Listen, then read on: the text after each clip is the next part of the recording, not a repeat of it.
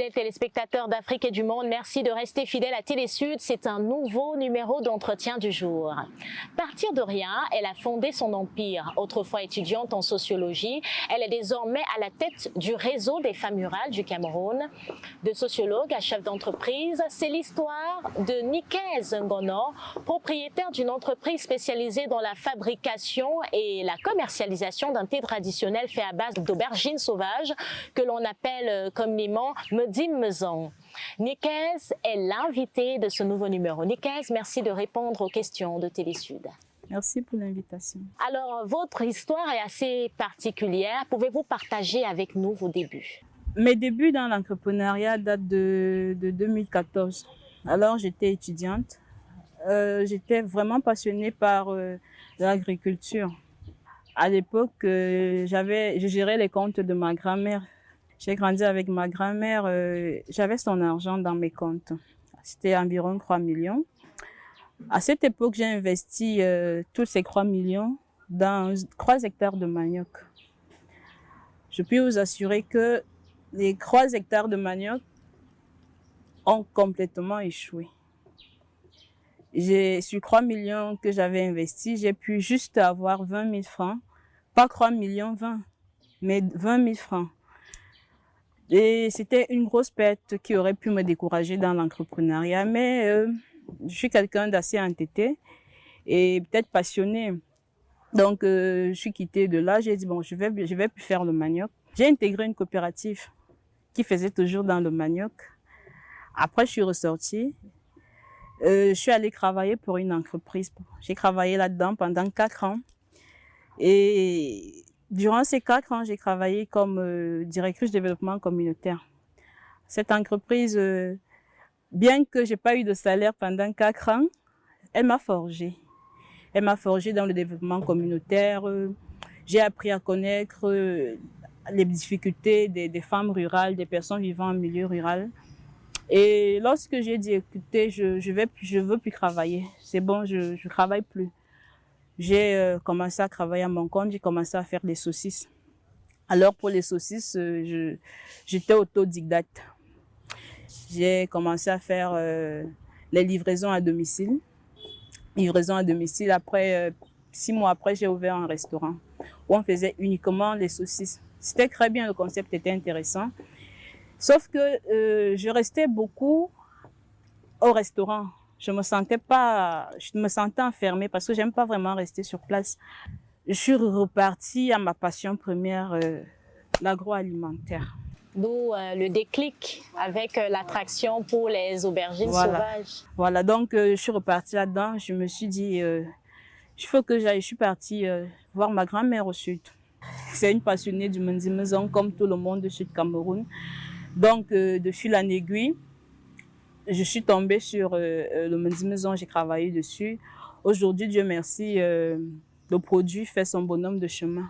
Et aujourd'hui, justement, vous êtes à la tête d'une entreprise qui emploie près d'une dizaine de jeunes depuis pratiquement 3 ans. Est-ce que vous êtes fière déjà de ces premières années? Bien sûr, partir de rien et être chef d'entreprise, c'est déjà une victoire personnelle, vous voyez? C'est déjà une victoire personnelle de se dire on peut partir de rien en développant une matière première. Faire de ça un produit exotique. Faire en sorte que les gens se réfèrent à toi. Aujourd'hui, je suis contente de mon parcours. Je suis plutôt fière parce que j'impacte, si le mot me permet d'utiliser. J'ai des gens qui me suivent et qui veulent faire comme moi. Donc, je peux dire aujourd'hui, oui, je suis contente. Lorsque je vois mes employés, que j'aime pas appeler employés, mais mes collaborateurs, je me dis, ah, j'ai fait du chemin. Et justement, il y a quelques années seulement, Télésud avait fait un reportage sur ce que vous faites, sur la fabrication du thé traditionnel Medim Mezon, qui a d'ailleurs fait le tour de la toile. Vous avez été très apprécié, les jeunes ont été fascinés par ce que vous faites. Mais dites-moi, sur le plan professionnel, est-ce qu'il y a eu des avancées? Est-ce que vous avez par exemple bénéficié des appuis sur le plan technique et financier? Alors, le reportage en question a véritablement boosté l'entreprise. Nous sommes quittés d'une production de 500 000 paquets comme la dernière fois à 2000. Nous faisons un taux de production aujourd'hui de 2000 paquets par mois. Nous avons changé l'usine de production. Nous avons changé les locaux. Et de manière administrative, nous avons quelques promesses. Nous avons beaucoup de promesses et nous attendons qu'elles soient concrètes, qu'elles se réalisent pour en parler. Sinon, après, le gouvernement s'est intéressé, certains ministères se sont intéressés à ce que nous faisons. Aujourd'hui, on se retrouve pratiquement dans toutes les foires.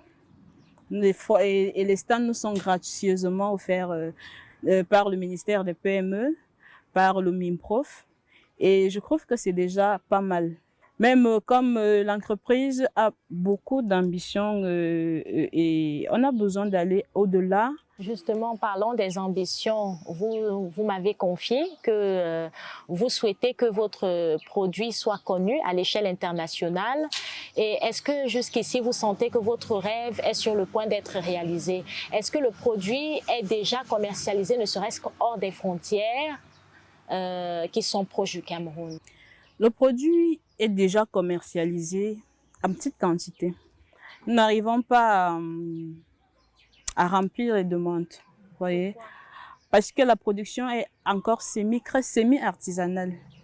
Nous avons des livraisons en petite quantité, nous avons des difficultés, des obstacles au niveau des normes internationales. Nous avons, par exemple, aux États-Unis, où la demande est très forte actuellement. Les normes entre le Cameroun et les États-Unis sont assez sévères pour que le produit qui n'a pas, on va dire la tisane, qui n'a pas de normes au Cameroun actuellement, pour quelle sorte, la procédure est extrêmement longue et coûteuse. Pourtant, nous avons une grande demande de ce côté.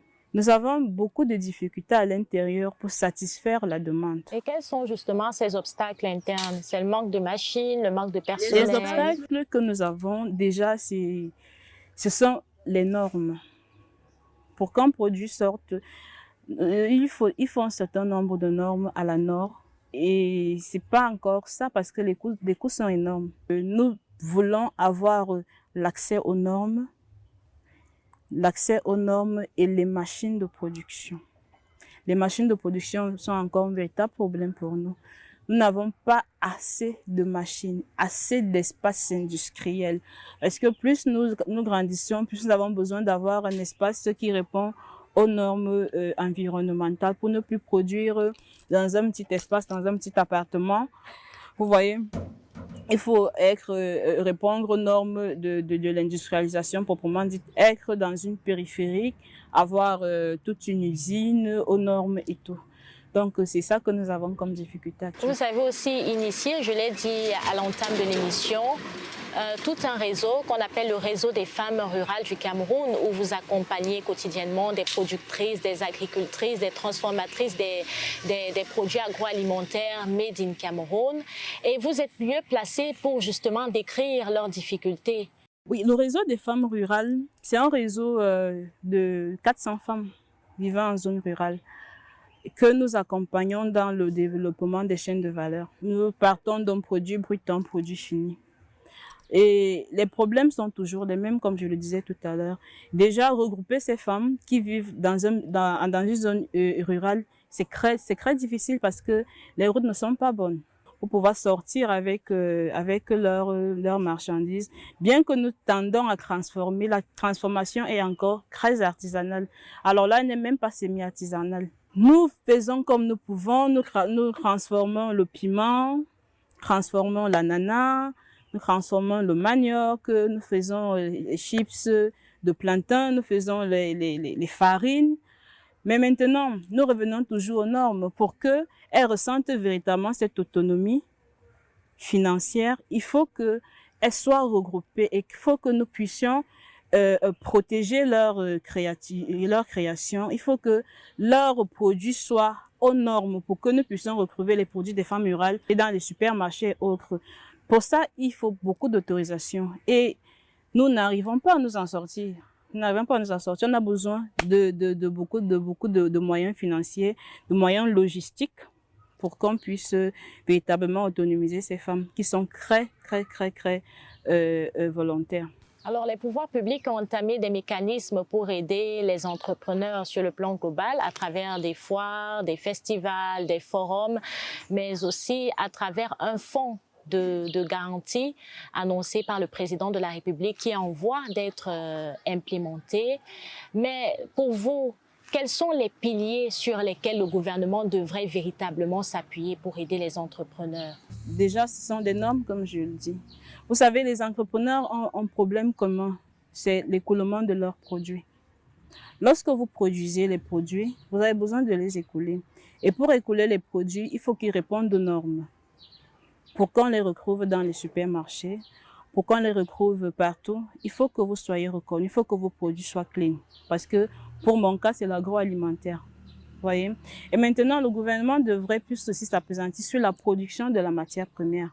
Parce qu'elle est justement en zone rurale. C'est pour cette raison que j'ai eu l'idée de créer de créer le réseau des femmes rurales pour m'approvisionner en aubergines.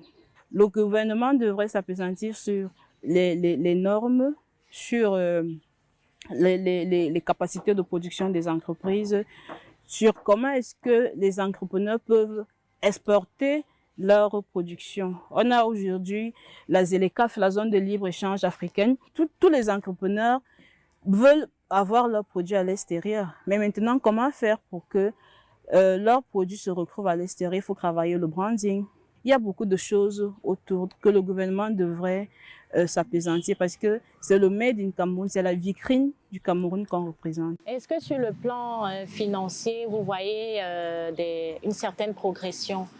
Nous faisons des chiffres, mais nous ne parvenons pas encore à atteindre nos objectifs.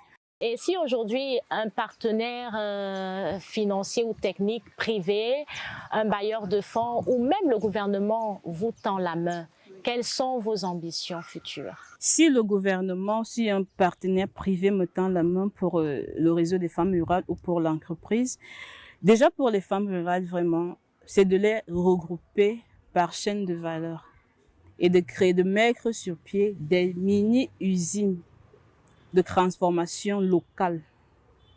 Ça fera en sorte qu'elles ne se déplacent plus. On va trouver de tout. Ça permettrait à ceux qui sont partis en ville de revenir dans les villages. Nous avons actuellement 24 antennes du réseau des femmes rurales. Imaginez 24 mini-usines de production. C'est un projet à autonomiser plus de 1000 femmes parce que vous savez que derrière une femme, il y a au moins 20 familles. Et lorsque vous les regroupez comme ça permettrait non seulement de les autonomiser, de faire en sorte qu'elles deviennent des chefs d'entreprise. Un bailleur de fonds me tendait la main pour le maison. Tout ce que je souhaite, c'est la première chose que je ferais, c'est d'acheter tout le matériel dont j'ai besoin. On n'a pas d'usine d'emballage au Cameroun, c'est compliqué. Ça coûte cher, ça fait en sorte que le coût de production soit très élevé. J'irai directement à la Nord pour avoir toutes les autorisations nécessaires pour pouvoir exporter mes produits. Et puis, je vais recruter. Nikes, merci d'avoir répondu à nos questions dans le cadre du programme Entretien du jour. Je vous remercie. Merci également à vous, chers téléspectateurs, de nous avoir suivis. Les programmes se poursuivent sur Télésud. Au revoir à tous.